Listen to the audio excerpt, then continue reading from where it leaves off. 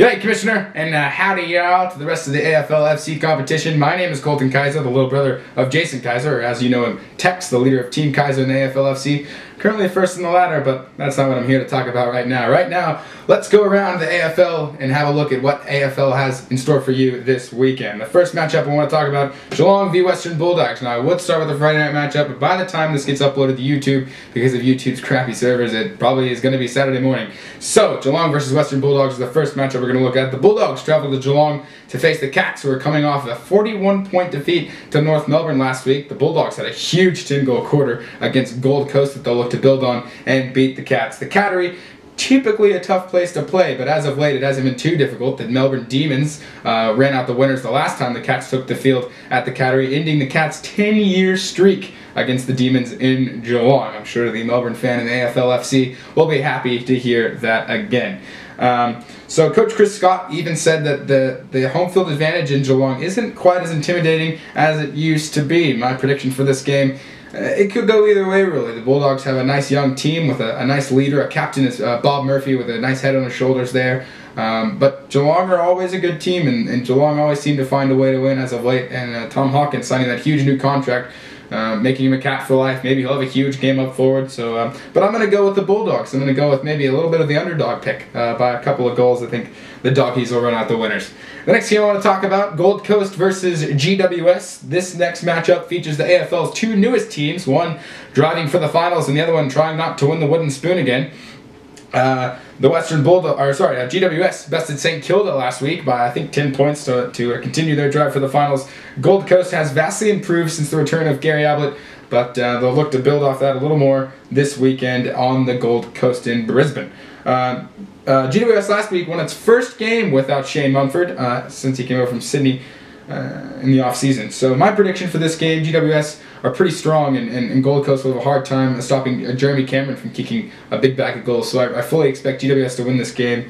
Probably, maybe even 5 or 6 goals. You never really know with the AFL, but isn't that why it's so great? The next matchup, Collingwood versus the West Coast Eagles at Etihad Stadium on Saturday night. Collingwood have a tough task ahead of them. The second place competition in the league is in their way, and if they do lose, it's their 4th straight defeat. Sorry, Magpies fans. 4 in a row. It'd be the first time they lost 4 in a row since, I believe, 2005, 2007, something like that. It's been a long time since Collingwood have lost 4 games in a row. But all 3 of those losses so far have been very close. 7, 10, and 3 points respectively.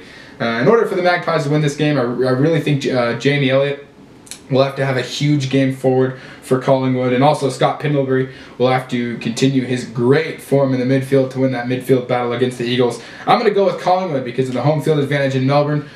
The Eagles having to travel all the way from Perth. That's always a tough task for teams to do. So I'm going to go with Collingwood in this one at Etihad Stadium on Saturday. The next game, Carlton versus Fremantle in Perth. The ladder-leading Dockers, that's hard to say, the ladder-leading Dockers will look to rebound after losing in Tasmania last week, and Carlton will look to continue their good recent form against Fremantle. The last time these two teams met was in round 19 of 2014 when Fremantle ran out the winners, but only by 5 points, 98-93. The Blues will have to find a way to get past that tough Fremantle backline, currently the best in the competition. They'll have to put scoreboard pressure on the Blues, and have to maybe they're trying to space themselves a little bit from the wooden spoon contention. They'll have to try to do some of what the Brisbane Lions did 2 weeks ago to put a lot of pressure on Fremantle for 2 quarters. My pick, Fremantle's going to win this game because it's always tough to go out to Perth, especially for a team in the bottom 8 like Carlton. So I think Fremantle can win this game, especially with all the great backline skills they have. The next game, Melbourne versus the Brisbane Lions. Melbourne missed their golden chance last week to beat Essendon. Sorry, D's fans. It was a 3-point game up until late. Melbourne a great comeback in that 4th quarter, but it was just Essendon was too much in the end. Brisbane, off of a very close game with the Sydney Swans, with a almost snatched victory from one of the best teams in the competition. Brisbane looking to draw some inspiration from their last 2 games against Fremantle and Sydney, where they've pushed 2 of the best teams in the competition to the brink. They've done very well. So from a Brisbane standpoint, their game Sunday at the MCG is possibly quite winnable. And sorry again for the D's fans in AFLFC. The next game, the Showdown 39, one of the most emotional games on the AFL calendar of all time, really.